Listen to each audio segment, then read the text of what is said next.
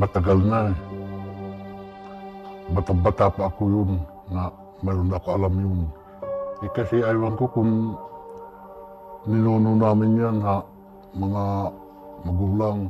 Kasi yung tatay ko ay lolo ko, ganun din ang gawain niya. Kaya tanong, tatay ano yun? Huwag ka daw maingay, basta huwag ka lang maingay niyan. Trabaho ko ito.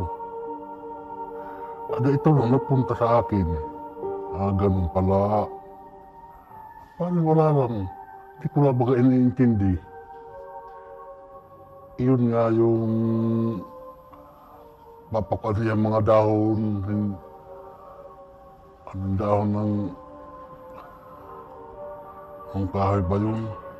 Yun nga, napapakulo yan tubig. Tubig na dagat. At saka yung buhangin na dagat din. Nilulunan niya papakuluan. Tapos tutubing payaw. Anda ba? Yung kung nakastigo na iya, pinapakpak yung daba.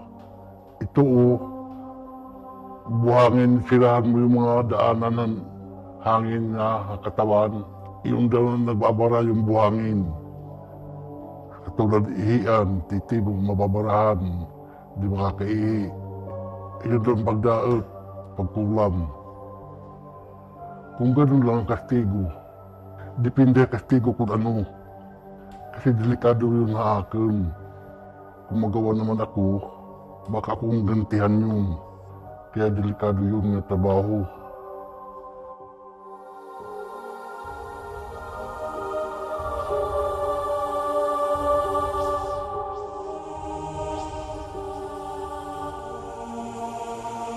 Yung nagkulam akong pumiro, pagkulam ko, yung nagnakaw ng kalabaw namin.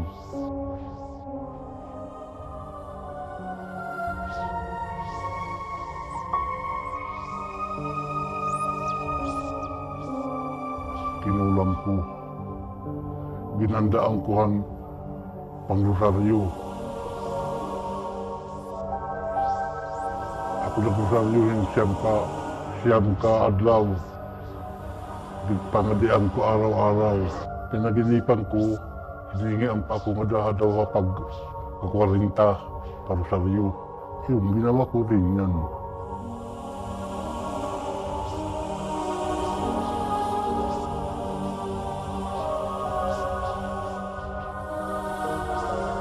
Ang sakit daw, di nakakaihi, di nakakatai.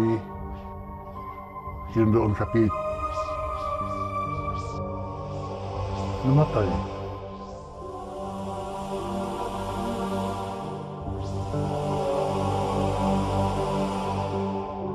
Kaya pala, ayun na ang trabaho ko. Ang buhangin. Napakabara mga daanan ng pati katawan.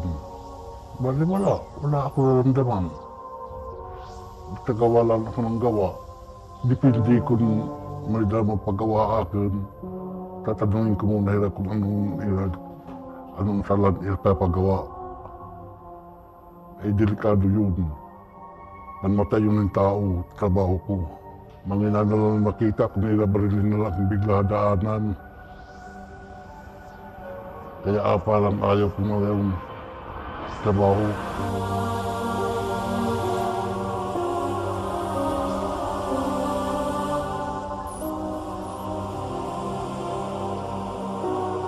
Kung mayroon akong magawa na iba, isipin ko muna kung anong dahilan.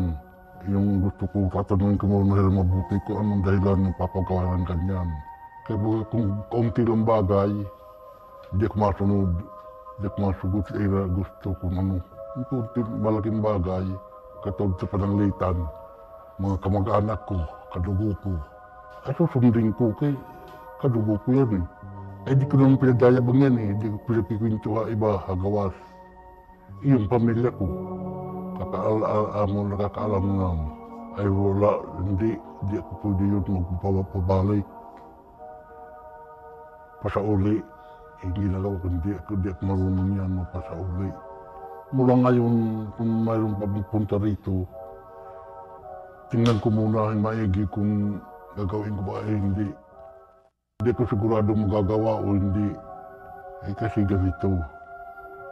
Pag uli ko probinsya, yung taon-taon na nagnanakaw ang trabaho ko, nagkwento doon ang apalaya, nagkwento siya na ipulano daw ang nagtao-kawat ang karabaw ko. Iyon na nga ang kikwentuhan. Ay, may nakarinig naman mga kapatid ko, nagsabi sa akin, iyong nagramdam ako doon, naginanakit ako. Ngayon pala, sumalat ka, banda ka, gaganti rin ako. Iyong ginawa ko yun. Iyon na nga, nangyari sa kanya. Ako lang, nag-isip. Dahil sa ginakit din ako, nalagaan ko mabuting karabaw ko. Tapos ang nakawin lang yung iba. Iba mong kakatay. Yun, yung trabaho ko. Nagpakulo ako ng daba. Katapos din ang daba, din tutugpong payaw. Tunuran ng tubig at dagat, buhangin. Pagkukulo ng daba, lalapitan ko, pinapalo ko. Sabay sunod dyan, ang kastigo ko. O, kastiguhan mo yan, ganun. Sirahan mo ba mga daan ng pag-ihi, tae. Iyon na nga, naririnig ko na usap-usapan sa labas. Yun may sakit na pulano, may sakit, di nakakatae, di nakakaihi. Iyon na pala ang trabaho ko. Tumatalab na sa kanya. Hasta na namatay. Mga isang buwan siguro. Yun lang, di daw makatae, di makaihi. Wala naman na sila nakikita na nalabas. Gindara doktor, di naman nagagamot sa doktor. Kaya sabi lang wala naman sakit yun. Wala ako nababalitaan. At sana umalis kami dito. Hindi ako nagsisi. Kasalanan nila yun, ginawa ko. Yung akin lang tinapos ko lang ang pagpapasaryo ko, papangadeira. Ang sa kanya ang patay. Hanggang 40 tinapos ko yun.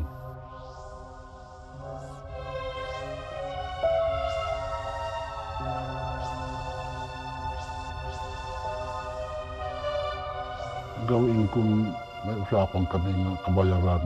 Kwarta na aking kailangan. Delikado ito na trabaho. Siyempre mahinga kayong kabayaran yun. Kung halimbawa may mga gagawin ko yun. Pwede rin gumanti. Adas sino nagantan niya kundi ako. Kaya nga delikado yun na trabaho. Mabuti di na lang gawin yun. Di na ako magawa. Di ba para wala parang away, wala kadelikaduhan.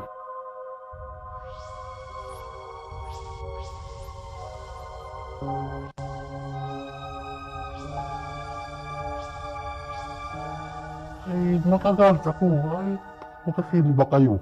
Depende kung maintindihan mo ako gawin ko pangastigo, ira, yun lang. Kasalanan liwat. Baga may minus silang tao. Patabahuin, papatayin nyo. Iyon nga yung tanong ko, Ira, yung papagawa. Kaya kung kaunti lang, sibing ko lang, kaunti lang yan, huwag yan. Kaunti lang kasalanan yun. Huwag naman ganun. Iyan timbangin yan, di kay bila kalalabira. Talaga papatay yun. Pinatay ko yun. Ginawa ko yun. Parang ayaw ko na yata eh. Nakakaawa naman mga tao. Wala namang gamot. Hindi magagamot. Hindi naman ako nagsisi. Kasalanan niya eh.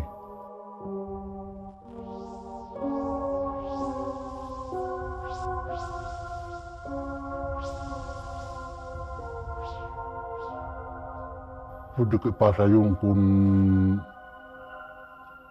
alam ba nilang trabaho niyan. Marunong sila magdepensa sa kinabuhi. Pero kung hindi, hayaan ko na lang dito lang sa akin yan. Hanggang kamatay ko rin. Ganun-ganun lang. Yung papasahan ko, wala pa ako bibigyan yan. Diyos din ang nakakaalam dun, sa kanila kung ano. Total, binigay sa akin yun. Alam na ng Diyos na kaya ko gawin yun. Diyos naman nakakaalam yan eh.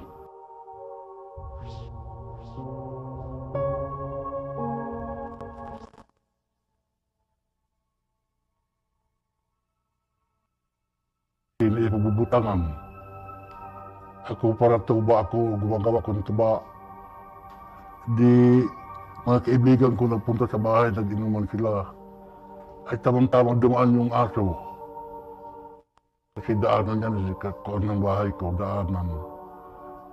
Ira ginulo itong aso, kingkatay. At hindi nila alam mo, kung padiratak pala aso yun, alaga sa kanya, pinalagaan ng iya, agaran. Iyon dinaat ako. Lumaki ang mata ko, naluluwa. Itong pusod ko masakit. Kaya pala, may daya akaalaman ng manika, tusukin alam rin. Ginapos pa manikan, ngadihan liw. Bago itusok ka, kuan, puso na mata, pinanusok. Iyon ang balatian ko naman yun. Tangalimawa ang mata ko, lumaki. Iyon siya nagamot din. Kaya sabi ng iba, punta kayo doon kapag kumandatak. Kung na, manhingi kayong patawad. Takbat ako punta doon sa bansala ko. At ako nagtira, ginamot din kuha diyan iya. Binabot na langis nga maneka. Iyon ang gimbadbarad niya. Iyon, imuli ako. Wala na ang mata ko, galing na. Wala nang sakit ang pusod ko, tiyan. Ganun pala mga trabaho. Kaya nga, dyan ako nagpaka-experience siya. Magawain niya.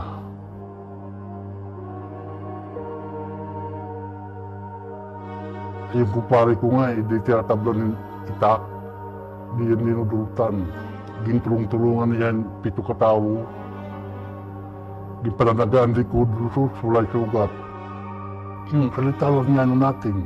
Mga Latin, wala ko alam yan, mga Latin-Latin. Pwede Tagalog, pwede waray, bunga nga lang, hangin. Depende kung ano bang tingin ko tao. Kung talagang makaluoy, makaawa. Depende nga kung mawaan ko o hindi. Kung hindi, pasensya na kay dito ka susundun. Yung lalong akin. Depende kung ano ba yung tingin-tingin ko mukha nila, nakakaawa ba o hindi, nagawin ko o hindi. Nasa akin na lang yun.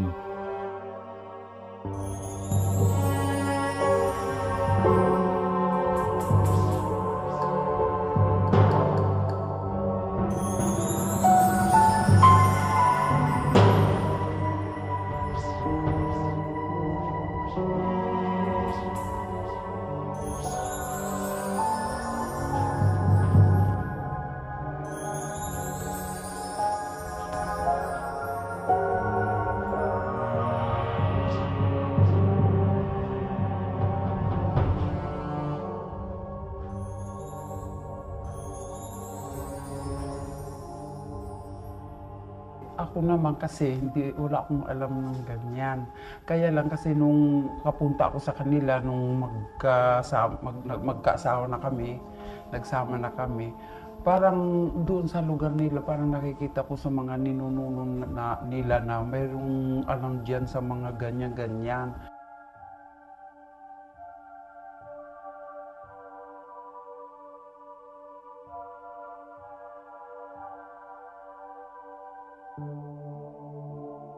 Tinitignan ko lang sila, nakikiramdam lang ako sa kanila.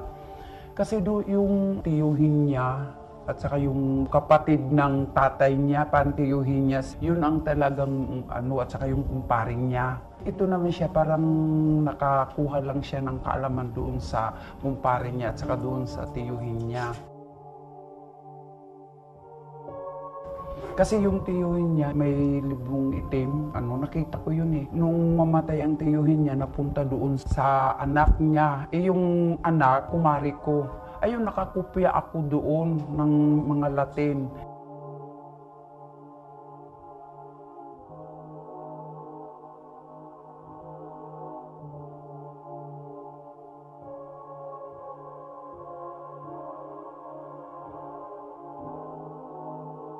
Nakakabasa naman ako na sabi ng asawa ng pinsan niya na subukan ko daw kopyahin. Tinuruan ako 7 kopya daw, 7. Pagkatapos kinopya ko yun sa papel na dilaw, kopyahin ko daw tuwing Biyernes Santo, dasalan ko daw ng pabalik-balikan ko daw basahin yun, yung 7 kopya ko sa papel.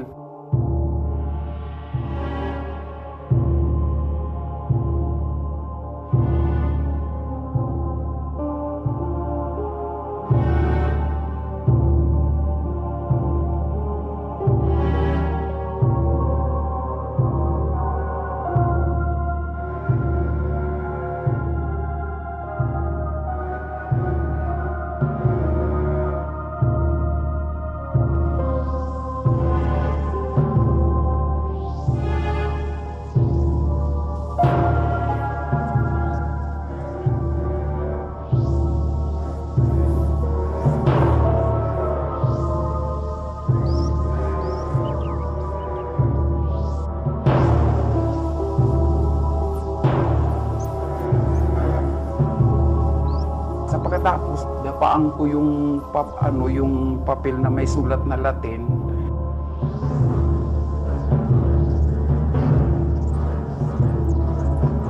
Alas 6 hanggang alas 6, dadapaan ko pag Biyernes Santo.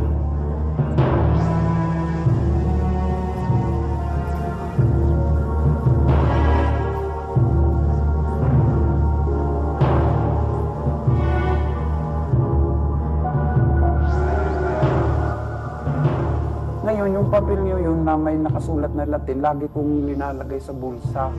Pag nagsisimba ako, buong katawan ko, nag-iinit, nandiyan pala ako sa pintuan ng simbahan. Nag-iinit ang buong katawan ko. Pagkatapos, nasusugatan ako sa paa, lalo na pag gumaganon ang bindita, nasusugatan. Parang may naghihila sa akin na lumabas.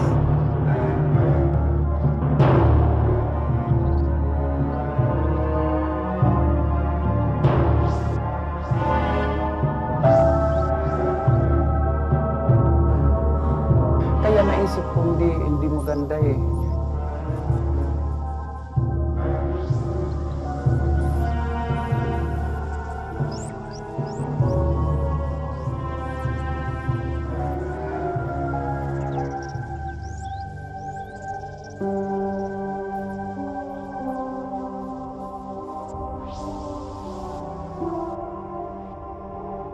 Ngayon, ang ginawa ko, inilibing ko yung yung kinupya ko sa librong itim sa likod ng bahay namin. Kasi marami nagsabi na huwag daw ipagpatuloy at ilibing yung sa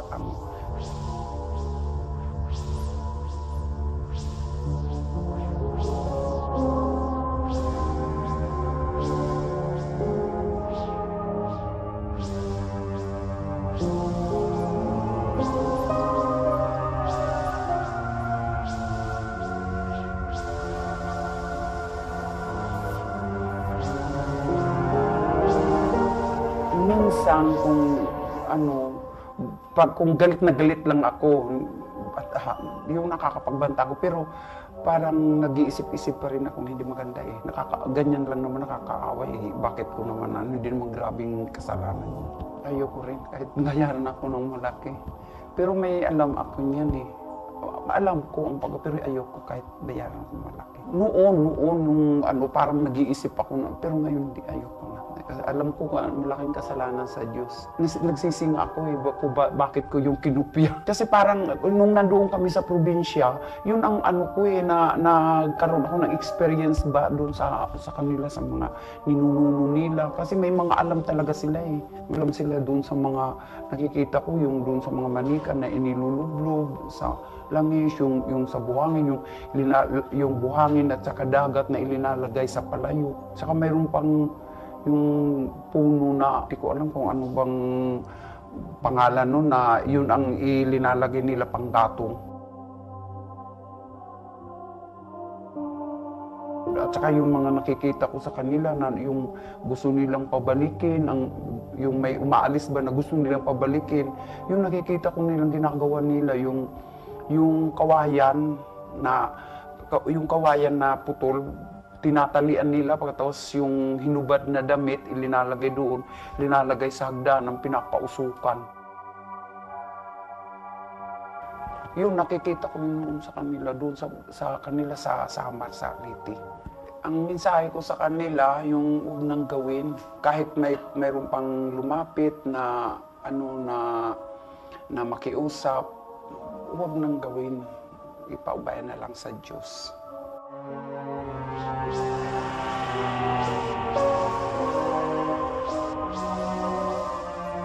Huwag naman kaming lalayuan kasi hindi naman kami basta-bastang gumagawa ng ganyan pag hindi bago kami gumawa ng ganyan, iisip muna namin. Hindi naman kami basta-bastang gumagawa ng at saka ako, wala naman, hindi ko, parang nakakita lang ako yun sa asawa ko, sa experience, parang naka-experience lang ako sa kanila. Dito, yung lumipat na kami dito sa Maynila, wala namang nakakalam eh. Yung doon sa probinsya, kasi talagang pamilya nila, yung mga ninununo, yung may mga alam, yung lolo nila na pero patay na, yung talagang marami siyang alam. Yung pag halimbawa may nawawala na nalalaman niya kung saan. Kasi minsan nawalan kami ng baboy.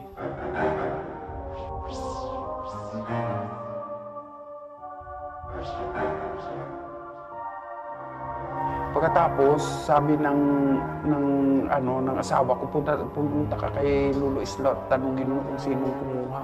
Pumunta ako. Sa probinsya may yung salangan, yung kumbaga sa waray abuhan, yung kanto daw yun, yung kanto, lang daw, yung diretsuhin lang, nandoon yung baboy nyo. Ginawa namin, nandoon nga nakatali. Kakatayin na. Ngayong araw na to, puntahan na ninyo, diretsuhin nyo dahil mamayang gabi kakatayin na yung baboy nyo. Ginawa namin na doon nga. Kaya doon ako parang itong matanda, maraming alam. Yung baboy nila na ninakaw na gagamitin sa sa pagkasal ng anak niya, ninakaw. Tinarabaho yun ni Lolo Islao, yung nagnakaw na ospital. Kaya nalaman na yun ang nagnakaw dahil sumuka ng mga hiwa-hiwang karniba. Sumuka siya. Pagkatapos yun, hindi na ipagamot kaagad sa albularyo, yun namatay.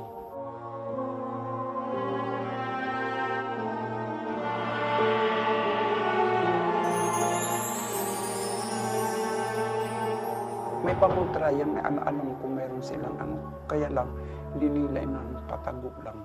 Yung palayok sa dagat, yung buhangin at saka tubig sa dagat na ilalagay sa palayok, at saka yung takpan ng yung payaw.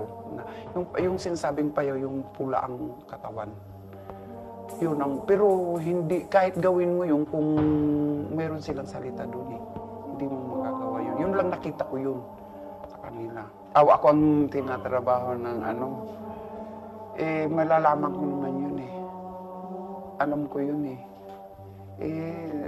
tatanungin ko sa kanya kung bakit. Alam ko yun pag may magtrabaho sa akin, nalalaman din namin yun. Kasi mayroon sa katawan namin nararamdaman kagad. Siyempre kay Satanas yun dahil hindi naman yun galing sa Diyos Hindi galing sa Diyos yun. Kaya nga, hindi ka makapasok ng simbahan, nag-iinit ang buong katawan mo. Kaya nga, binitiwan ko yun.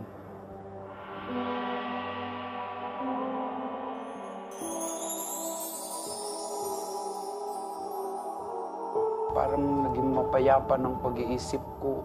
Parang kasi noon, yung hawak ko yun, parang inuudyukan ako pag mayroon akong nakakaaway, pero parang nag-uudyok ko na gawin ko. Huwag na lang magiganti, sa Diyos na lang. Huwag na lang gumawa ng ganyan. Pag gumawa ka, mas malaki ang magiging kasalanan mo.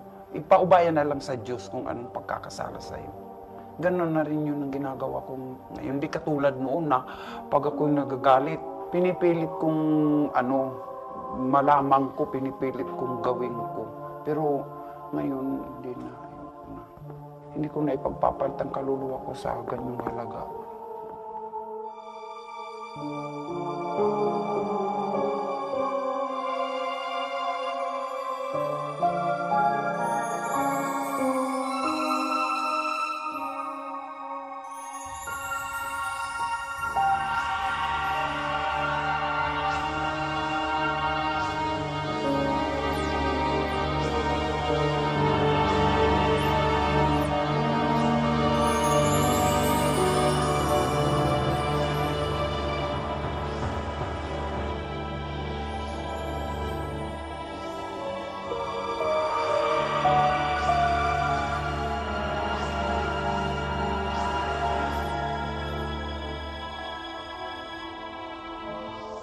Nung kasing araw, lumapit sa akin tong mga bata nito. Hindi nakikita ng tao to eh. Ako lang nakakakita. 3 batang lalaki.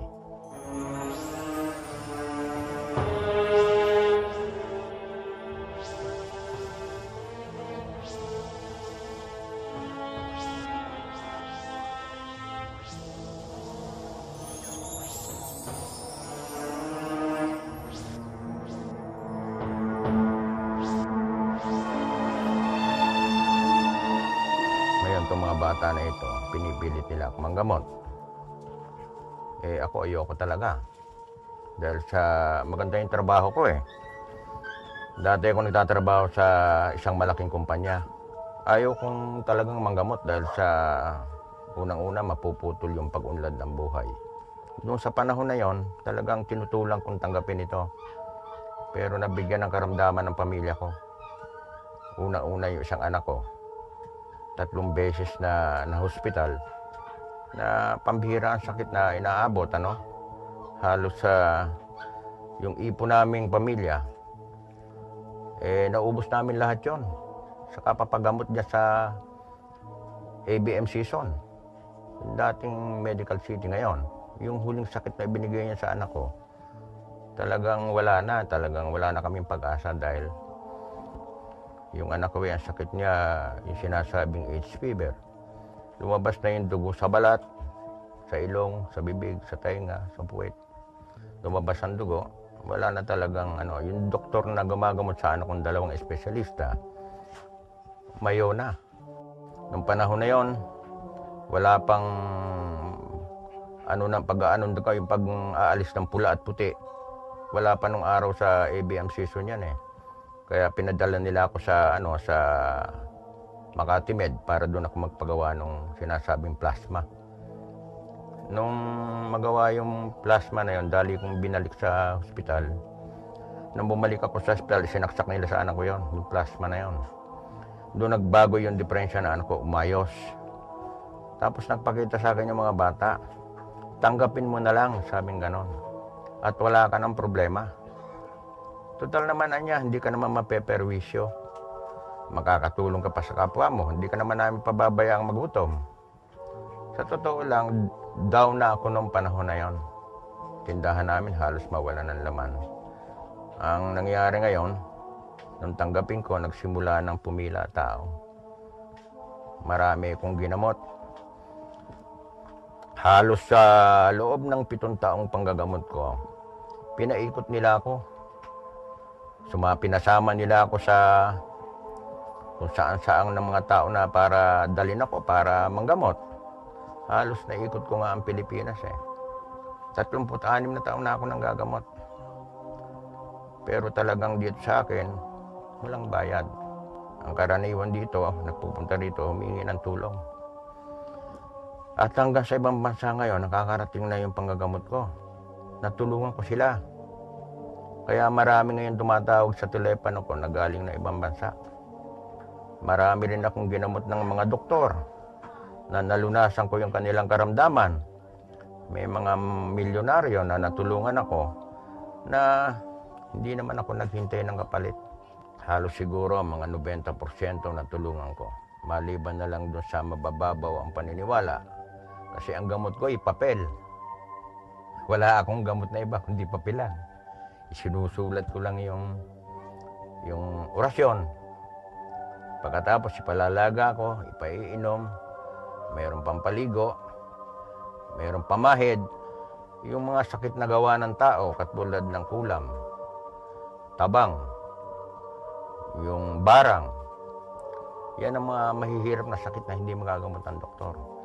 Marami kong ginamot sa hospital na kuminsan itinatago natin. Siyempre, ayaw ng doktor na may makikialam.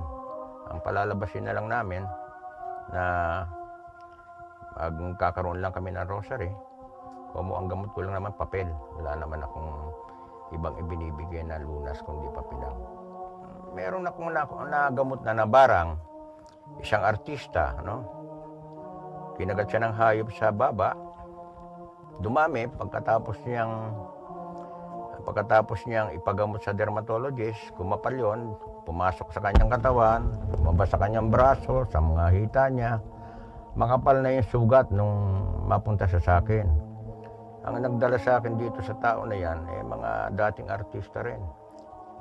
Nagtataka rin sila kung paano ko nagagawa. Dahil talagang imposible. Pero na kung tanim na luyang itim, yun para doon sa mga nababarang. Ang barang kasi, yung mga sugat na hindi mapagaling ng doktor, kagat ng hayop, nilalabasan ng mga hayop sa katawan, meron yung nilalabasan ng ipis sa tenga, sa ilong, pero buhay yung tao. Magtataka ka kung paano sila nilalabasan ng ganong hayop na kung mahina-hina loob mo, baka pati ikaw matakot. Kaya yung barang, isa sa pinakamarinding karamdaman niya, lalo doon sa lugar na Siquijor. Pag nakakita ka ng magandang babaeng may takip sa ilong, wala nang ilong yon. Naubos na ilong niya dahil nadali siya ng barang. Alam mo, sa sitwasyon ng karunungan ng tao, maraming humahawak ng karunungang itim para mamerwisyo, hindi para tumulong. Kami namang mga manggagamot, maraming lumilito rin ng peke. Kaya napakahirap din ang sitwasyon na ang nabubuo tuloy sa isipan ng mga tao, ang mga manggagamot, marami rin yung namemera. At ang manggagamot, kanya-kanya ng ng hawak yan. Merong kaliwa, merong kanan, ika nga merong masama at may mabuti. Yung mga naniningil, tiyak na hindi sila mabuti. Dahil pinagkaloob sa kanilang karunungan, hindi kayang bayaran. Bakit sila maniningil? Ang karunungan talagang totoo na galing sa itaas, hindi naniningil. Marami yung umaasa sa katulad ko na mabigyan sila ng lunas. Maraming mga karamdamang mahirap ipaliwanag sa siyensya. At pag narinig ng ibang doktor, sasabihin sa demonyo pa yung karunungan mo. Hindi ako katulad ng ibang mga gamot na mimili ng araw kasi yung sakit, dumarating yan kahit anong panahon. Dito, binubuwis mo rin yung buhay mo. Dahil ang karunungan kasi, pataasan ng antas. Katulad halimbawa ng mga mangkukulam. Ang mangkukulam kasi, pataasan din ang antas yan. Kung makalaban mo, mataas ang antas sa'yo, pwede kang mapatay. Pero ako, nung manggamot ako, kung ang alam ko, ang karunungan kaloob sa akin, galing itaas. Hindi ako natakot. Ang sa akin kasi, yung nagbigay sa akin ng karunungan hanggang ngayon, dumarating sila sa akin ng alas 6 ng hapon o kahit anong oras ko sila gusto tawagin. At marami kong nagawang mga bagay na imposible sa tao. Dito kasi hindi pinag-uusapan yung pera. May pera ka, wala kang pera. Pag lumapit ka sa akin, gagawin ko ang magagawa ko. Kasi pag hindi mo naman tinulungan yung tao, liligaligin ka naman itong mga bata. At yung mga bata na ito, hindi naman ako pinabayaan. Ang buhay ko umiikot sa panggagamot. Araw-araw. Walang katapusan. 36 na taon na ako nang gagamot. Ang pangontra kasi, hindi ako gumagawa. Meron akong i-design na sinsing. Nakatagpo ako ng isang manggagawa na, kumbaga nagamot ko. Nakita niya yung aking pagtulong sa kapwa. Mabait din naman tong tao na ito. Humingi ako ng tulong sa kanya kasi hindi lahat makapagpagawa ng sinsing Yung sinsing na ipinagagawa ko kasi, nung una ginto. Sabi ko, napakamahal ng ginto hindi makakaya ng mahirap. Paano kung ang nakukulam mahirap lang? pwede ba ka kung makagawa ka ng murang sinsing na ganito ang design? Ang naisip niya, gumawa ng silver. Dahil kako, yung sinsing naman na yan, ang buhay niya yung kargang inilalagay ko eh. Hindi naman yung sinsing. Kailangan lang meron kang pirmihang hindi inaalis na pangontra. At yun naman, ang lahat ng taong nabigyan ko niyan at bumili sila niyan sa alahero, kinakargahan ko lang yan. Kung tawagin ay konsagrasyon. Kapag kinargahan ko ng buhay yan, pakakainin mo yan ng holy water. Once a day, babasahin mo lang siya ng holy water. Yun ang pinakapagkain niya. Kaysa dasalan mo siya, basahin mo lang siya ng holy water, mananatiling buhay ang pangontra. Marami ng tao yung makikita mong may suot niyan dahil sa libo-libo na yung natulungan kong tao, pamilya.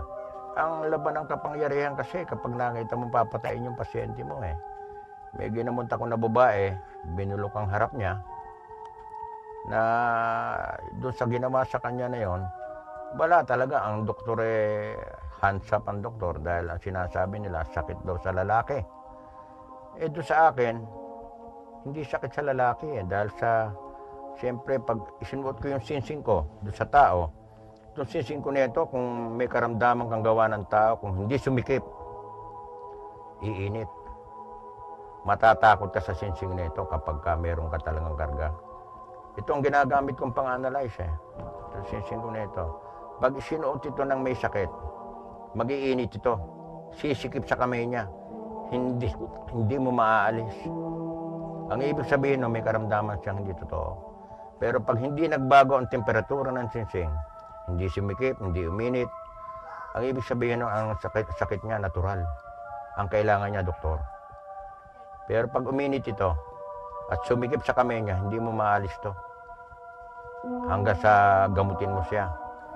Ang karamdaman kasi ng tao, nagawa ng kapwa-tao, matanaw ka lang yan.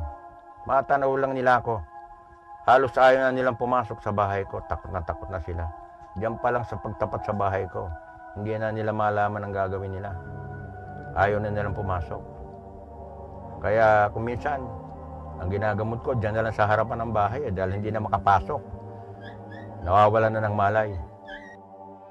Marami ditong gamutan na kung minsan nga, nagtatawanan yung mga nakapila dahil para daw magic. Sa totoo lang, ito'y kalaob lang ng itaas. Wala namang ibang dahilan na itong akin kumbaga saan naging kasangkapan ka lang. Hindi naman talaga ganun kakagaling. Yung tumutulong sa'yo magaling. Nung una kasing manggamot ako na ibigay ng mga bata ito, wala akong salita kahit na ano. Nakaupo lang siya doon sa pinaka-armrest ko, yung bata, sasabihin lang niya ang gusto niya sabihin para gawin ng may sakit. Kung masakit ang paa mo, sasabihin niya, isipa mo lang ng 3 beses.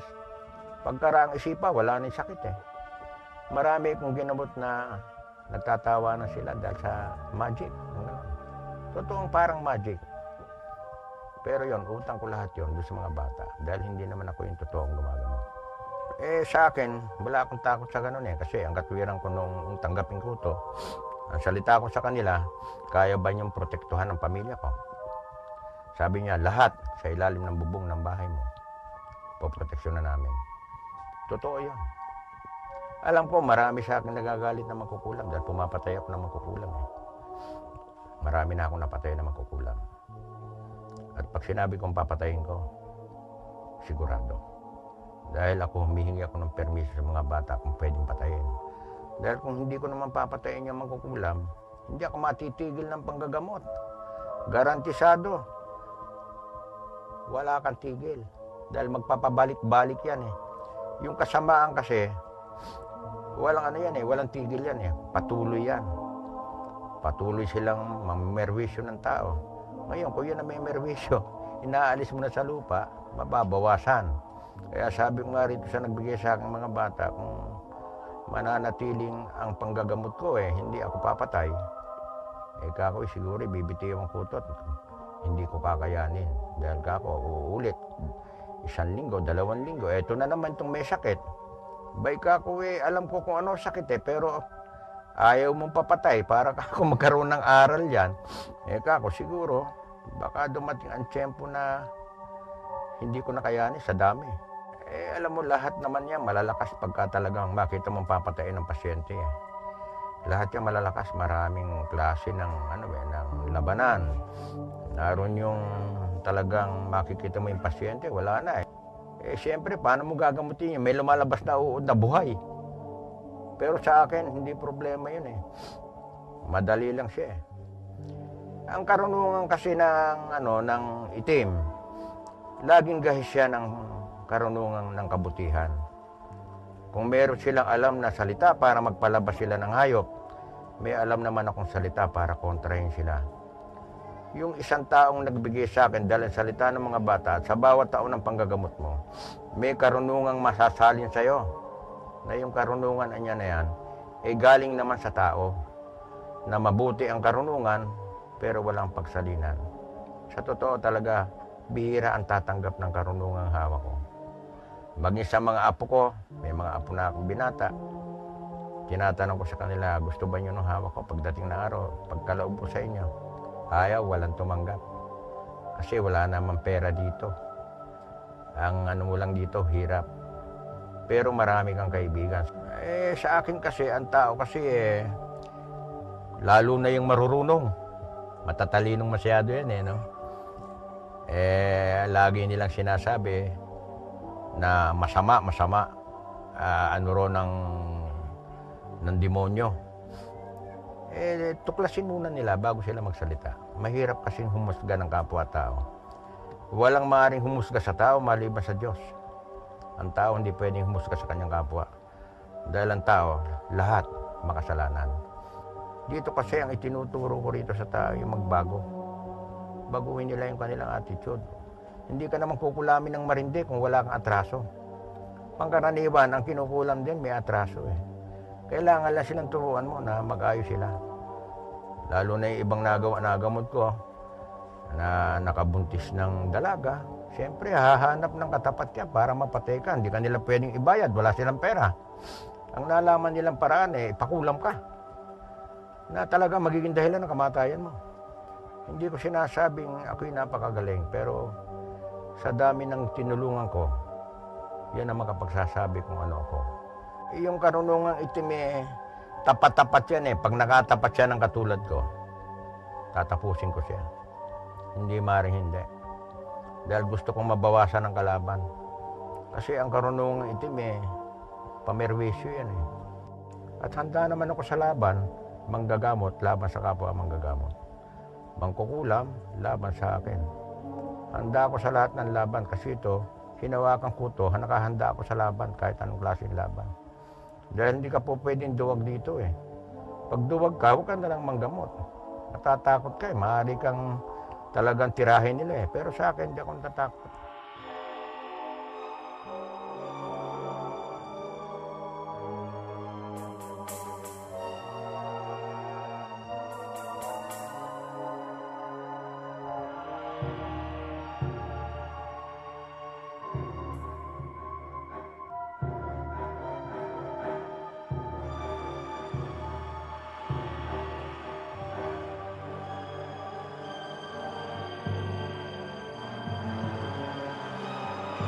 Mga 1980, nakilala ko yung matanda. Aksidente lang, gano'n. Aksidente. Bali, chewin siya nung barkada namin. Ngayon, pinakilala kami na mahilig kaming sa spiritual. Hanggang sa pinakuha kami ng papel para turuan ng konting orasyon. Tapos hanggang sa napabalik-balik na kami na pag-aaral ng kung ano-anong klaseng karunungan. Hanggang sa nag-umpisa na akong maggamot, first time kong karanasan, sa pinsang ko, yung pabalik-balik sa doktor. At sinabing sa puso raw, gano'n, kasi lumalaki yung puso. At madalas naninigas tuwing alas 6 ng hapon. Minsan, isang beses na sinumpong, naisipan kong yan yung sinukuhang bigay sa akin ng matanda. Ito yung yung iba-ibang sangkap ng ng sinukuan na napapalog sa bote. Inano ko sa kamay niya, bigla siyang umiyaw. Doon ko nalaman na hindi pangkaraniwang sakit yung nararamdaman ng pinsan ko. Ngayon, doon ko na sinabi sa mga tiyuhin ko na baka kinukulam to. Ngayon, ginawa ng mga tiyuhin ko, dinala ko saan sa manggagamot. Ngayon, mga 4 siguro o 5 na manggagamot yung pinuntahan. Hanggang sa sinabi ng ibang manggagamot, hindi nila kaya. Hanggang sa pinatawag yung isa sa lolo ko sa Tondo. Yung nga pala ang huling gumamot. Medyo malakas din yun, kaya lang hindi niya rin nakaya. Sumakit ang ulo niya habang ginagamot niya. Hanggang sa umuwi yung lolo kong yun, inumpisahan ko na yung pag-akit sa taas, naalala ko yung tinuro sa akin ng matanda. Tumawag ako sa 3 persona kung tawagin. Diyos Ama, Diyos Anak, Diyos Espiritu Santo. Habang bumababa ako na hagdanan, umiiyaw na yung pinsan ko. Sinabi, nandiyan na yung mabigat kong kalaban. Sabi nga yan. Habang bumababa ako, nakakaramdam ako ng pangingilabot at pamanin ng noo. Sa makatwid, pinapahintulutan ako ng Espiritu Santo na gumamit ng anumang orasyon sa kinauukulan. Kalmin to, natawagin. Napapaloob dyan, puro orasyon. Kaya tinatawag na kalmin. Puro nakabalot ng puro dasal. Hanggang sa ginamot ko na yung pisang ko, nagpahingi ako ng isang palito, nilagay ko sa daliri. Hanggang sa umiyaw siya, malaking boses yung lumabas. At doon ko nalaman na ang tumitira pala sa pinsan ko, dati namin barkada. At sinasabing suko na raw siya, hindi na siya ganun ganito. Hanggang sa natauhan yung pinsan ko, nilagyan ko ng pangontra na sa lompas na may orasyon. Tinapalan ko sa dibdib, pati sa likod. Pagkaraan ng ilang araw, araw ng Biyernes, sinumpong na naman yung pinsan ko. Hanggang sa naninigas na naman, ganito. Tinanggal pala yung mga tapan na nilagay ko. Hanggang sa nagharap na naman kami nung kumukulam sa kanya. Hanggang sa dinasalan ko sa ulo, ganito. Hanggang sa napasuko ko na totally. Magmula noon, nag-umpisa na yung sunod-sunod kong panggagamot. Sa isang probinsya ako nasusundo. Hanggang sa makagamot ako na isang parang barang kung tawagin, na kumakatay buong katawan. Nung hipang ko, lumabas maraming parang kuto. Hinipang ko, sa pinawan ng kumot na puti, dinasalan ko, bumaksak maraming kuto. Yung kung tawagin yung karnungan na yun, ng itim, barang, kung tawagin. May nagamot din akong, kung tawagin naman nila, patabang. Pinalalaki ang tiyan, tuwing lalaki ang tubig sa dagat. Pagka maliit ang tubig sa dagat, lumilid din ang tiyan niya. Isa rin sa karnungan ng ng isang mangkukulam. At tumatay rin siya ng mga lumot, saka yung mga shell, ginamot ko. Pangkaraniwan na ginagamit nila, bumibili lang sila ng, kung tawagin nila, lubigan eh. Pero medyo mahinang klase. Pero iba, nasabi, yun daw ugat ng lubigan, mahusay na pangontra, konting asin. Pagka malakas na kasi ang kulam, hindi kaya ng mga bagay na yun. Sabi nila, bala, meron kang tanso o tingga sa katawan, hindi ka tatablan. O alahas kaya.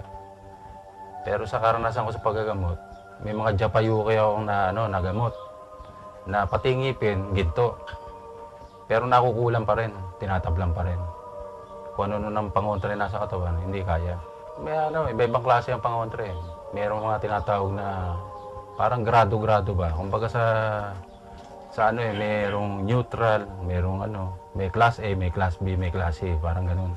Yung mga pwede lang na sinabing pwede ituro sa tao, yung mga pangkaraniwan lang na nabibili rin sa bangketa. Kaya lang, kumbaga sa class, yun yung class na mababa. Kasi mga class A na sinasabi, yun yung mga bumabasag ng baso pag may lason. Halimbawa mo, tumpukan, nagiinuman, yung kaya tumpukan mo medyo may galit sa'yo, gagamitan ka ng karunungang itim. Pamamagitan ng lalagyan yung iniinom mo, kinakain mo, ng bagay na na parang lason, gano'n. Ngayon, yung pangontrang yun, pagka hinawakan mo yung yun, yung may lason na yun, sasabog yung basong hinawakan mo o kaya yung platong hinawakan mo. Bibitak. Yun yung pinakamalakas na pangontra na sinasabi. At meron din tinatawag na pabaon sa katawan. Binabaon. Proteksyon ng tao. Dasal lang yung ibang inaano ng iba. Dasal na sinasabi nila, sumasampalataya. Pwede yun sa mga mahihina rin Mahihinang klaseng karunungang itim. Pag sa mabibigat na talaga, hindi ubra yung mga ganun lang. Kasi yung mga pangontrang common, kung tawagin, nabibili sa Quiapo, pang neutral lang talaga. Pwede kong iatol yun, pero hindi ko pwede yung sabihing maaasahan sa malalakas na kalaban. Hindi pwede. Kasi pag pangkaraniwang tao ka, hindi matutuklasan yung iba. Yun lang mga common talaga. Yung sinabi ko nga, lubigan, saka asin, nilalagay lang sa telang pula. Yun lang ang pansamantalang pangontra na ginagawa. Pero ulit-ulitin ko, hindi siya sapat na panlaban. Kasi may mga orasyon na ginagamit dyan na hindi pwede kong sabihin sa kasi yun, lihim na lihim na karunungan.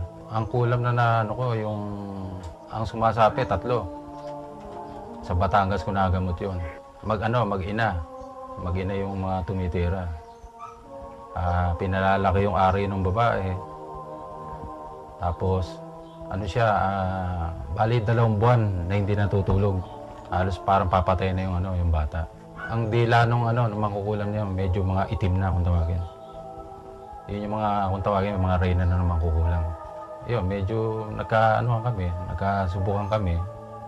Meron akong gamit na sa lakas ng kalabang ko, bumitak.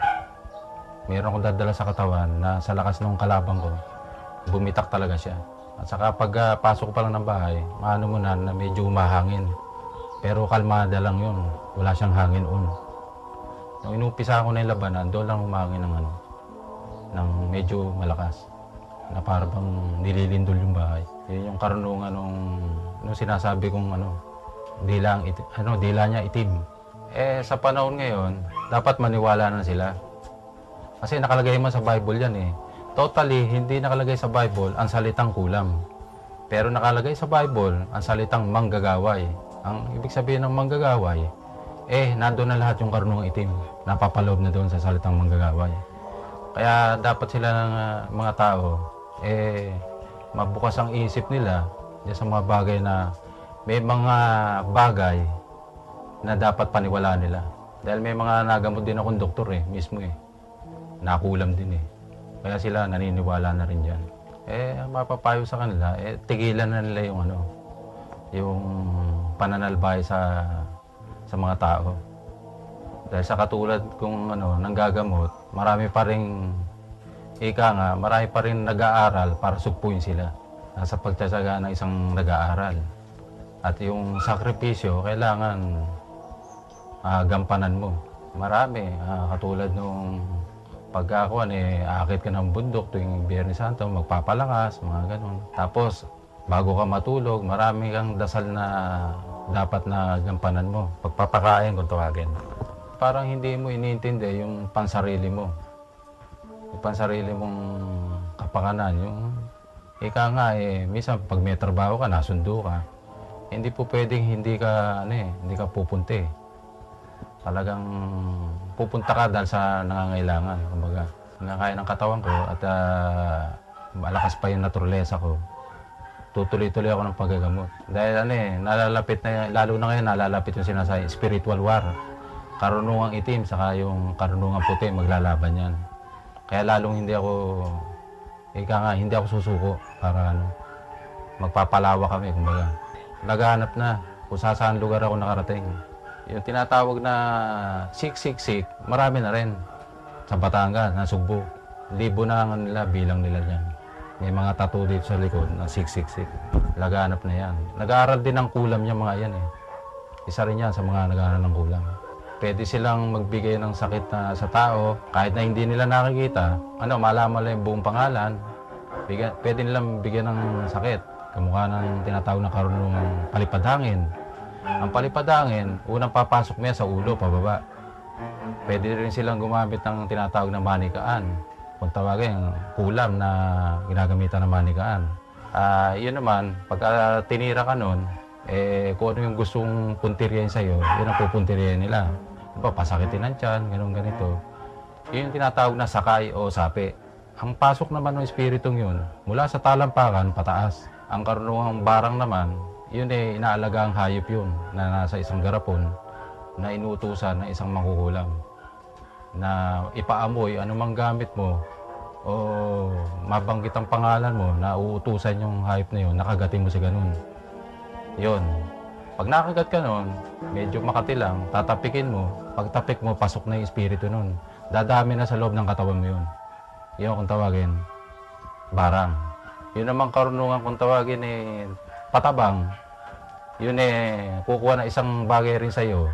O kaya buong pangalan mo, ilalagay sa isang banga at pakakawala sa dagat. Merong ritual. Ang mangyayari sa'yo naman nun, palalakihin ang tiyan mo. Hanggang sa para kang buntis. Yun, yung tinatawag na paraya, pangharapan naman yun. Paraya kung tawagin, yun yung nilalason. Pamagitan ng mga pagkain. Kaya iba-ibang klase. Ang maipapayo ko lang sa mga tao, para medyo makaiwas sa mga ganon, pangkaraniwan kasing sinasalbahe. Kung di man masungit, sobrang bait naman. Kailangan lang siguro sa tao, neutral. Yung hindi naman mabait, hindi naman yung ika nga sobrang salbahe. Kasi pangkaraniwan sinasalbahe, ganun Ngayon, saka yung pananalig sa taas, yan ang sigurong kauna-unahan para makaiwas sa mga ganun.